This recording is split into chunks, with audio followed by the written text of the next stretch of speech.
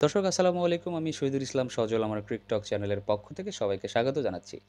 যে যেখান থেকে আমার এই ভিডিওটা দেখতেছেন সবাইকে আন্তরিক শুভেচ্ছা এবং অভিনন্দন। তামিম ইকবাল বলেছেন বিপিএল ৫টা ৬টা টিমের উপরে অ্যারেঞ্জ করা উচিত না। কেন বলছেন? আমার কাছে ঠিক বোধগম্য না। আমি বিষয়টা বুঝতে পারি না। কারণ বিপিএল কি এর আগে অ্যারেঞ্জমেন্ট হয় নাই? হইছে দর্শক। এর চাইতে ভালো হইছে। এইবারের যে বিপিএল অ্যারেঞ্জমেন্ট হইছে এত বাজে অ্যারেঞ্জমেন্ট কল্পনাই করা যায় না। এত বাজে অ্যারেঞ্জমেন্ট হয়েছে এইবারের বিপিএল এর। যদিও তারা বলেছিল যে সবচাইতে ভালো টুর্নামেন্ট আয়োজন হবে এবারের বিপিএল। কিন্তু এত নিকৃষ্ট বিপিএল স সত্যি কথা ভাই আমার লাইফে আমি দেখি নাই। এর আগে ফ্র্যাঞ্চাইজিরা কোনো ঝামেলা করে নাই। এর আগে প্রতিটা ফ্র্যাঞ্চাইজি ঠিকমতো টাকা পেয়েছে। এর আগে টাইম শিডিউল ঠিক ছিল। ভালো প্লেয়াররা আসছে। অনেক বড় নামের প্লেয়াররা আসছে যাদের কথা এখন বিপিএল এ চিন্তা করা মানে আউট অফ সিলেবাস। সিলেবাসের বাইরে আমরা তাদের কথা চিন্তা করতে পারি না। সেইখানটাতে তামিম ইকবাল বলতেছেন বিপিএলে ৫টা ৬টার উপরে টিম হওয়ার দরকার না। আরে ভাই আপনি এটা কেমন কথা বলেন? কেমন কথা বলেন? কেন অনেক আগে একটা ভিডিও করছিলাম দর্শক। বিপিএলটা মানে বাংলাদেশ ক্রিকেট বোর্ডটা আবার না একটা পারিবারিক পন্থার মধ্যে চলে আসছে। যেমন ধরেন আপনি এখন তামিম ইকবাল হুটহাট করে রেগে যায়।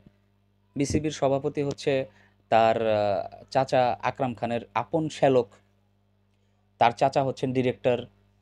তার ভাই বিসিবির একটা আ পদে আছেন। মানে এক কথায় হচ্ছে কি তামিম ইকবালদের একটা পারিবারিক একটা পন্থা চলে এসেছে। যেই ক্ষেত্রে তামিম ইকবাল আসলে সরাসরি বলতে পারতেছে না। তার চাচা, তার চাচার শ্যালক, তার ভাই এরা যারা বোর্ডের সাথে জড়িত আছে, তারা সবাই আসলে সুন্দর একটা বিপিএল আয়োজন করতে ব্যর্থ হয়েছে। এই কথাটা তামিম ইকবাল কিন্তু বলতে পারতেছেন না। দ্যাটস ওয়াই আমার কাছে মনে হয় তামিম ইকবাল তাদের দোষটা একটু এড়িয়ে যাচ্ছেন। দ্যাটস ওয়াই তিনি বলতেছেন যে ৫টা ৬টার উপরে টিম না হলে বিপিএল এ ভালো। ভাই ৫টা ৬টা টিম নিয়ে কি কোনো টুর্নামেন্ট আয়োজন করা উচিত? আমার মতে মনে হয় না আয়োজন করা উচিত। কারণ দেখেন ৫টা ৬টা টিমে কয়জন মানুষকে আপনি খেলাবেন? আপনার ন্যাশনাল টিমের অনেক প্লেয়াররা আছে যারা খেলতে পারে না। এই যে ৬টা ৭টা টিম হইছে, তারপরও অনেক প্লেয়ার টিম পাচ্ছে না। তারপরে আপনি কি করে বলেন যে ৫টা টিমের মধ্যে আপনার খেলাটাকে আবদ্ধ করার জন্য? এটা কি আসলে ভাই অন্যের দোষ ঢাকতে চাও না? আপনি বলেন যে ৮টা ৯টা ১০টা টিম নিয়েও এরেঞ্জ করা পসিবল। অন্যান্য লিগ দেখে আসতেছি আমরা ভাই। হচ্ছে, হচ্ছে। আপনাদের পরে বিগ ব্যাশ স্টার্ট হইছে। আপনাদের পরে পিএসএল স্টার্ট হইছে। আপনাদের পরে অনেকগুলা লিগ ক্রিকেটের দুনিয়াব্যাপী চালু হইছে।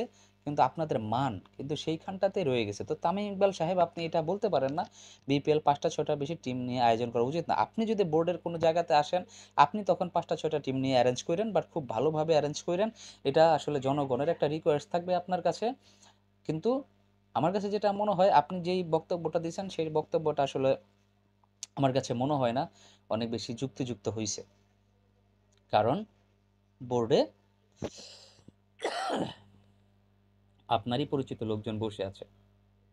যদি সরাসরি কারো দোষ তুলে ধরতে না পারেন বা বলতে না পারেন, তাহলে এরকম পিঠ বাঁচানো বক্তব্য দিয়ে কোনো লাভ নাই। একজনের কথা মনে পড়ে গেল, অনেক আগে ছিলেন একজন, যিনি বলেছিলেন যে সবকিছু ঠিকঠাক করতে তার নাকি ২ থেকে ৩ মাস সময় লাগবে।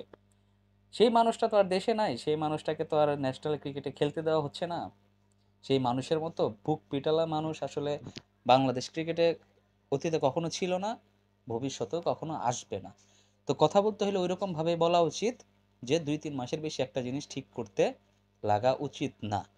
৫টা ৬টা টিম না নিয়ে ৮টা ৯টা টিম নিয়ে অ্যারেঞ্জ করেন, বাট নিজেদের যোগ্যতার প্রমাণ দেন যে আপনারা কতটুকু কোয়ালিটি সম্পন্ন এরকম একটা টুর্নামেন্ট অ্যারেঞ্জমেন্ট করার জন্য।